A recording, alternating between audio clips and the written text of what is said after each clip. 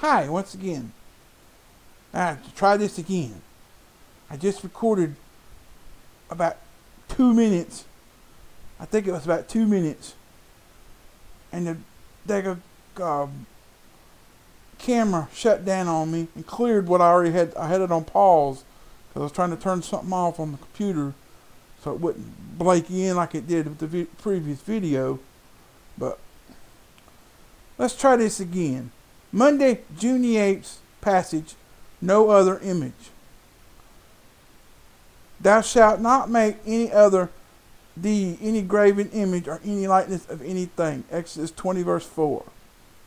So there are several reasons why idolatry is forbidden. And the most obvious is that the triune creator is too great to attempt to visualize. Exodus 34, 5-7. And there is no thing or experience in human existence that can represent the immortal and invisible creator. 1 Timothy 6, verse 16. So thus God sees any effort to picture him, idolatry, as rebellion, as it says in Jeremiah 5, 19-25. And I hope people are writing these verses down so they can read it in their own Bibles, so they can get what these verses are saying. So it doesn't matter how we attempt to see God.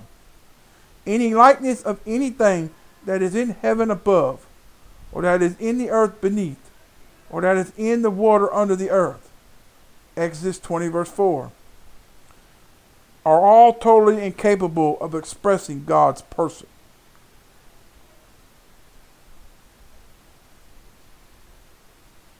I don't know what that verse is all about.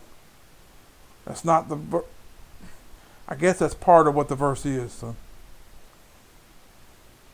So Romans 1, 18-22 reveals the heart of an idolater.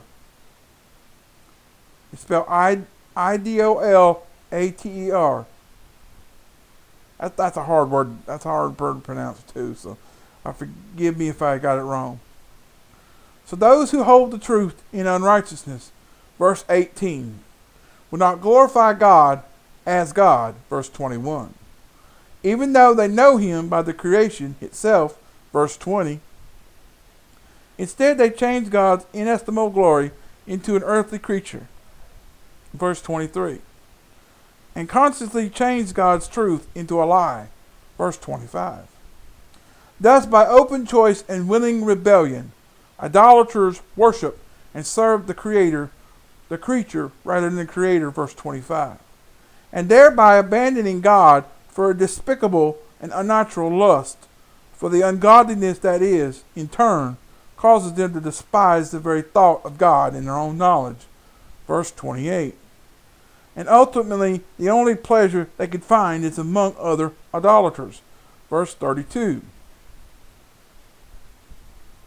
So Paul taught the philosophers in Acts 17, 22-29, that the heart of idolatry is rejection of God as creator.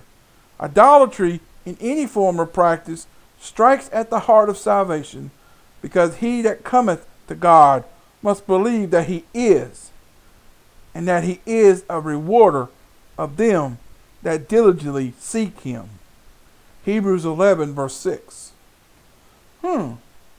Hebrews 11.